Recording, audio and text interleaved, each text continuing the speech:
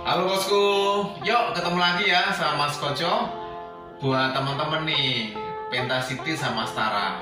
Nah, buat teman-teman ya mau yang leader, supervisor, room checker, asisten ke atas, yuk kita sharing ya sama-sama. Kita sharing perihal poin-poin apa sih kalau kita sebagai seorang leader nanti agar kedepannya tuh akan diapresiasi sama timnya, terus operationnya running semua.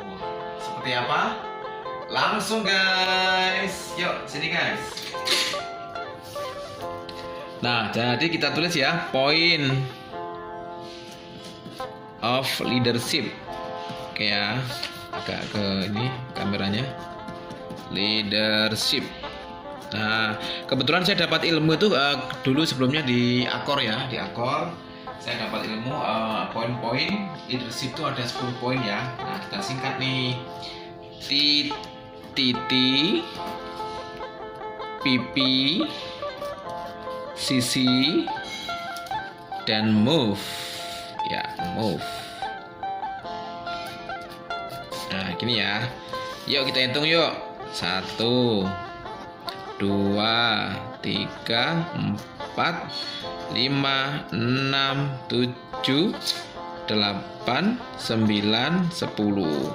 Pas ya berarti ya. Jadi kita singkat nih. Titik, pipi, sisi, dan move. Yuk langsung aja yang pertama. Seorang leader itu dikatakan kita nanti yang jos lah. Kita harus ini ya. Pertama adalah sebagai seorang trainer. Jadi trainer itu pelatih ya. Jadi kita seorang leader itu bukan sekedar asal merintah ya guys, tapi harus kita itu sesekali mengasih tahu. Gini loh caranya. Contoh, mengasih tahu cara making bed yang benar, yang rapi, yang manja, how to cleaning bathroom yang nice. Bagaimana cara SOP ini seperti apa, kasih training, tutorial towel art dan seterusnya. Gitu. Jadi jangan ada jangan sampai nanti kita sebagai seorang leader timnya tanya, Pak gimana caranya, contoh ya, kita sebagai seorang leader menginstruksikan nih, bro pastikan kamar hari ini ada VIP, pastikan bikin towel art yang manja ya gitu. Oh siapa, timnya tanya gimana Pak, seperti apa, ya udahlah yang penting bagus. Artinya apa, dia pasrah atau mungkin nggak tahu gitu loh. Jadi sebagai seorang leader kasih tahu contohnya atau mungkin dikasih instruksi, bro hari ini bikin yang towel art yang nice seperti bentuk hewan ini kah atau orang-orang kah gitu, harus ngasih training seperti itu. Next, berikutnya sebagai seorang leader harus sebagai team member. Team member berarti kita itu harus bisa berbaur ya. Jangan jadi sama tim itu, sama rekan-rekan yang di bawah kita harus membaur, tapi bukan berarti terlalu dekat banget. Nanti kalau dekat banget counternya apa, antara instruksi atau mungkin ini dianggap teman gitu loh. Jadi kita harus ada kalanya kita itu harus mendekat, ada kalanya menjauh. Tapi kalau terlalu menjauh nanti timnya ya kurang info, kurang kompak itu. Jadi pastikan sebagai seorang leader harus sebagai team member ya, berbaur sama tim gitu. Jadi contoh berbaurnya di saat briefing, sama-sama bareng, tukar pikiran, tukar pengalaman gitu. Begitu juga dengan di saat makan ya, di saat makan sesekali lah berbaur sama tim, tanya apa kabarmu, kamarmu kurang berapa, udah selesai belum gitu. Itu simple tapi itu kita akan mengasih apresiasi ke tim, bahwasanya ya tim leader kita itu ya ternyata ya friendly ya, berarti ramah seperti itu. Berikutnya sebagai seorang leader harus sebagai seorang problem solver. Problem solver. Oke. Nah, secara harfiah kata ya, problem itu masalah, solver itu pemecah masalah ya. Berarti sebagai seorang leader itu digaji lebih sedikit sama timnya atau mungkin lebih banyak, itu akan sebagai seorang pemecah masalah. Contoh, hari ini ada komplain apa dari tamu. Nah, itulah kita analisa sebagai seorang leader, analisa akhirnya kita apa, kita pecahkan nih, oh berarti besok biar nggak diulang strategi kita gini guys caranya guys, apakah datang lebih cepat kah atau mungkin seperti apa, itu harus ada, kita harus bisa mengasih problem solver. Jadi memecahkan masalah, jangan biarkan kita dalam bahaya besok dikomplain hal yang sama itu. Jadi kita sebagai seorang leader, sebagai problem solver, berarti hari ini bolehlah salah, tapi besok jangan diulang dan seterusnya, jangan sampai diulang, karena nanti tuh kita akan nggak jalan tempat gitu loh. Jadi terus maju, karena nggak gitu nanti akan kita jalan di tempat masih berkutat di hal yang sama, yang ditinggal nanti sama yang hotel lain nanti seperti itu. Oke bosku, oke berikutnya, wah apa tadi lupa gue nih. Oke, sebagai seorang leader, salah satunya termasuk juga sebagai seorang planner ya. Planner itu rencana, R orangnya ya, berarti sebagai seorang perencana. Jadi contoh nih, kita sebagai seorang leader info ke timnya, guys, situasi dewasa ini, perkembangan perhotelan seperti ini ya guys. Berarti kita harus ke arah sana nih, harus kekinian kah, atau mungkin harus lebih disiplin kah, harus lebih bagus lagi kah, kreasi lagi kah, seperti itu. Jadi kita harus mengasih gambaran di seorang planner, perencana itu merencanakan ke di housekeeping itu semakin lebih bagus, akan nanti nggak ditelan sama zaman guys gitu. Jadi merencanakan, contoh lagi besok ada grup back to back. Nah itu nanti kita direncanakan guys, besok rame ya, rame. Terus kita pastikan nih, kita analisa ingatnya udah cukupkah, orang udah cukupkah, strategi apa yang digunakan, itu namanya seorang planner. Jangan sampai nanti di hari hanya tanpa persiapan kita nanti akan dibom. Dibomnya seperti apa? Dikomplain sama manajemen, sama tamunya terlambat check in, itu berarti kita nggak merencanakan sejak dini seperti itu. Oke, berikutnya yang kelima ya. Sebagai seorang leader adalah sebagai seorang controller ya. Controller. Berarti mengontrol ya, sebagai seorang pengontrol. Jadi kita sebagai seorang leader menginstruksikan ke tim, bro, tolong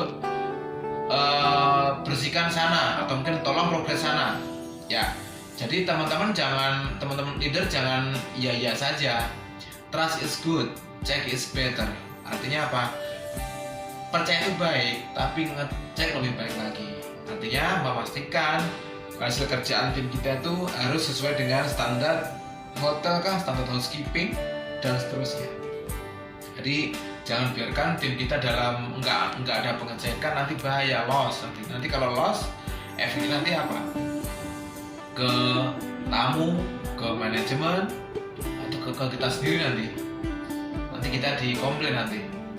Gimana nggak ngecek kamu guys, gitu. Nanti kita bahaya. Itulah trust is good, check is better ya.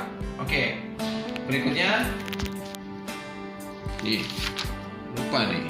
Oke, berikutnya adalah sebagai seorang leader harus sebagai seorang komunikator. Ya, berarti cara berkomunikasi guys. Jadi seorang leader itu apapun yang disampaikan di manajemen, instruksi dari manajemen, atau mungkin dari masukan dari timnya, rekannya sekalipun di bawah, itu harus dikomunikasikan dengan bagus. Jadi kalau ada sesuatu jangan langsung dimuntahkan atau ditolak. Siapa tahu masukan itu ternyata berguna, seperti itu ya. Jadi berkomunikasi itu penting. Jadi komunikasi sama bawahan, atasan harus dua arah. Ya, contoh buat teman-teman nih, buat leader, contoh ada tamu yang request apa, pas Anda di koridor, Anda diem baik, atau mungkin cuma iya bu sama tamunya, nggak taunya lupa, nggak dikomunikasikan ke grup, nanti bahaya. Jadi dipastikan kalau ada apa-apa lah, langsung baik bu, akan segera saya infokan ke tim saya housekeeping, langsung diketik di grup. Nah, ntar dicek juga nanti komunikasinya, apakah habis kita share mungkin setelah waktu setengah menit kah, 1 menit kah, atau seterusnya, itu udah direspon belum gitu. Nanti kalau belum direspon ya kita akan ulang lagi nih, guys, ini di copy kah gitu. Jadi memastikan jangan kita lempar di grup lempar udah kita nggak tanggung jawab. Jangan ya, pastiin komunikasinya harus clear. Kalau nggak ada feedback, diulang lagi seperti itu. Oke, berikutnya sebagai seorang leader kita harus sebagai seorang motivator guys. Motivator berarti sebagai seorang pemotivasi guys. Jadi buat teman-teman kasihlah motivasi buat timnya itu. Bro, kalau kamu kerja bagus, rajin, nanti arahnya ke sana ya. Mungkin bisa naik jadi staff kah, supervisor kah, atau mungkin naik level lagi. Tapi sebaliknya, kalau kerjanya yang asal-asalan, nggak semangat, aja jelek, nantinya nanti akan di posisi yang sama. Kalau buruknya bisa sampai dikeluarkan atau mungkin nggak dipakai lagi, seperti itu ya. Jadi harus mengasih motivasi impian, karena kan semua berasal dari impian guys. Jadi gitu.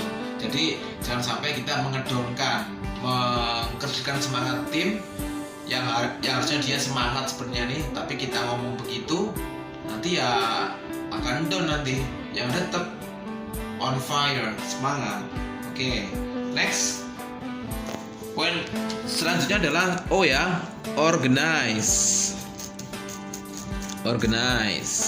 Oke, organize. Jadi sebagai seorang leader itu harus bisa mengorganisasi ya. Mengorganisasi dirinya sendiri dan mengorganisasi orang lain. Jadi jangan orang lain dulu kita hajar tapi kita lupa. Contoh, untuk orang sukses itu kalau mau untuk levelnya lebih maju harus apa? Contoh, saya harus menghargai waktu, Pak, dengan bangun pagi, berdoa juga, terus datang nggak telat, on time, 30 menit sebelum bekerja itu sudah sampai di hotel untuk antisipasi ban meletus, mungkin ban bocor, motor atau mobil mogok, itu harus diorganisasi. Begitu juga dengan saya sebagai room boy atau mungkin sebagai supervisor, kamar saya yang harus saya cek itu di seharian tuh harus dapat maksimal ya. Berarti kalau sebelum istirahat pastikan ngeceknya harus banyak, kecuali belum dibicarakan sama room boy-nya ya. Jadi harus punya target gitu loh. Jadi kita harus mengorganisasi. Aku jam 5, jam 6 harus sudah pulang, tapi kamar harus sudah ready. Seperti itu, harus bisa mengorganisasi diri sendiri dan baru kemudian orang lain. Orang lain juga, contoh nih ya, aku di satu gedung, room boy saya siapa? Kita harus tahu petanya. Apakah room boy itu udah tough, udah canggih, setengah, atau mungkin di bawah setengah. Itulah kita harus tahu nih. Berarti kalau dia masih baru newcomer, harus saya ekstra ngasih training ke dia, ekstra ngecek kamarnya, seperti itu. Jadi harus bisa mengorganize. Berikutnya, sebagai seorang leader kita harus sebagai seorang fasilitator. Jadi kita itu harus sebagai seorang memfasilitasi ya. Seperti apa Pak contohnya Pak? Contoh nih, ada masukan dari room boy, Pak, kita kalau pakai sapu lama kerjanya Pak. Toh juga rambutnya juga nggak maksimal, kotoran nggak bisa terangkat maksimal. Gimana kalau pakai vakum Pak ya? Jadi kita harus pakai vakum ya. Oke, nanti akan diinfokan lagi ke leaders berikutnya. Pak, kita ada masukan nih Pak, perlu vakum nih Pak. Seperti itu. Jadi harus memfasilitasi, jangan biarkan tim kita dalam bahaya. Guys, poin yang terakhir ya, poin ke-10 adalah evaluator ya. Evaluator berarti pengevaluasi. Jadi seorang leader itu harus sebagai seorang evaluasi ya. Contoh, Anda setelah mengecek kamar room boy, ngecek kamar pekerjaan timnya, Anda harus dicek dulu, jangan belum sudah kita udah ngamuk-ngamuk, nanti tim kita nanti akan akan galau, bingung nanti. Yang ada dicek dulu secara jarum jam, baru nanti bro, kamarmu, contoh sebagai room boy ya, contoh kamarmu saya cek nih sudah bagus, namun ada yang perlu ya di highlight, ini yang kurang ya guys, gitu. Jadi kita harus belajar untuk dibiasakan untuk menghargai hasil pekerjaan orang. Jangan kita tuh main cuek, nggak anggap sepele, nggak menganggap hasil kerjaan orang. Nanti gimana kalau sebaliknya Anda itu nggak dianggap sama atasan Anda, kan nggak enak kan. Untuk itulah belajar menghargai hasil pekerjaan orang lain, dievaluasi syukur-syukur. Bro, contoh ya, kita sebagai yang ngecek kamar, bro, making bed rapi sekali ya, keren lo ya, keren ini, making bed rapi, dustinganmu juga manja, nice. Tapi ada yang lewat guys, underbed ya, perlu di cleaning itu, underbednya tuh kurang sapu atau kurang vakum atau kurang dipel, jadi nggak maksimal. Kalau overall udah oke, gitu kan enak. Jadi harus mengevaluasi. Jadi tim kita itu seorang room boy itu akan mengikuti leadernya. Artinya kalau leadernya nggak mengevaluasi, nggak ada komen, berarti apa? Sekalipun kamarnya kurang rapi, nggak bersih ya nggak dianggapnya dia itu apa, baik-baik saja gitu. Jadi teman-teman harus harus mengasih evaluasi nih. Katakan bagus kalau memang bagus guys, jos atau terapkan di teman berikutnya ya guys, ini lewat nih, harus cleaning lah, underbed lewat tuh gitu. Jadi harus ada feedback, jangan terima-terima saja kalau robonya kerjanya nggak sesuai SOP, nggak standar. Tapi ya ngomonglah kalau dia kerjanya bagus, apresiasi seperti itu. Oke guys, jadi udah tahu ya 10 poin leadership. Dan saya ulang, pertama adalah trainer, team member, problem solver, planner, controller, komunikator, motivator, organize, fasilitator, yang terakhir adalah evaluator. Semoga bisa menjadi inspiring ya buat teman-teman Pentacity dan Astara. Thank you guys.